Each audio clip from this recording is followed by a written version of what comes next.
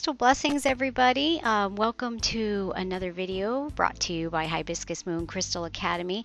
Let me just pause this for a second. I want to show you why I've recently, well, not recently, this has been for a while now, but I just haven't said anything. I may have brought it up in a couple videos, and I kind of was trying to avoid confusion.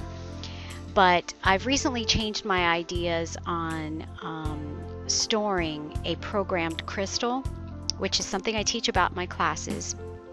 And I usually followed along with a book, Native American, I always forget the complete title, by Luc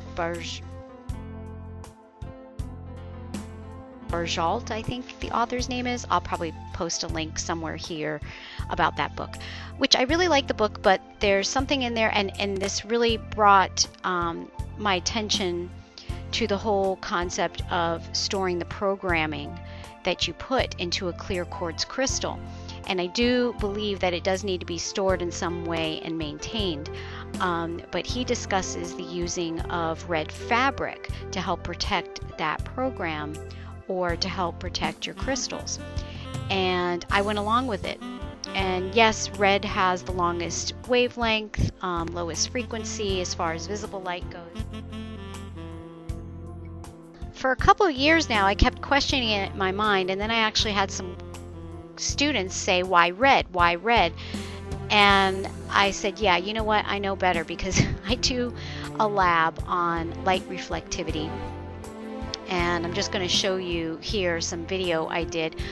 This is a light probe, a probe that collects reflectivity of light of any frequency and converts it into lux, which is luminosity of light. It's a measurement, a system international measurement science that we use, a unit of measurement to measure how much light is being reflected off of an object. So it's actually the luminosity flux. That's what they call it. Okay, anyway, I'll stop with that stuff. Obviously, aluminum foil is going to have a high reflectivity. So relatively speaking, that's pretty high. And that's what we want. We don't want other information. We want to reflect anything off of the crystal. So technically wrapping it in something really reflective would be best, but you'd also want it to be soft. I wouldn't want to wrap my crystals in tin foil. If you've had like a mylar fabric, that would probably be good, but not as practical. So then we switched out the tin foil for black, and everybody knows black absorbs, so we should have a low lux, and lo and behold we do, 23 lux. So that makes sense, right? That means that it's going to absorb any kind of light coming towards the black object will be absorbed. So it's not going to reflect. And light is information. So that means if there's other frequencies, other vibrational frequencies, other information bombarding the crystal and it was wrapped in something black, it would easily absorb that. So that's what you don't want. Okay, so we take the black away. And then we go with white, just to go completely opposite.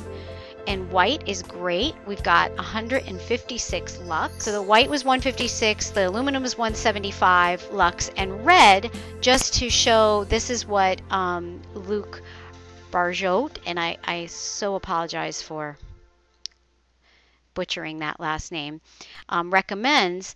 Red, although better than black, is not that much better.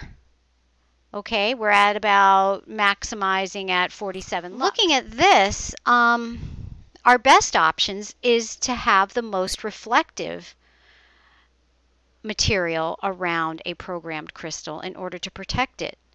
So, as always, I'm not saying to anyone that anything is right or wrong. I'm presenting, you decide.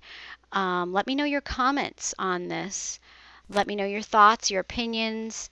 Respectful debates are always welcome.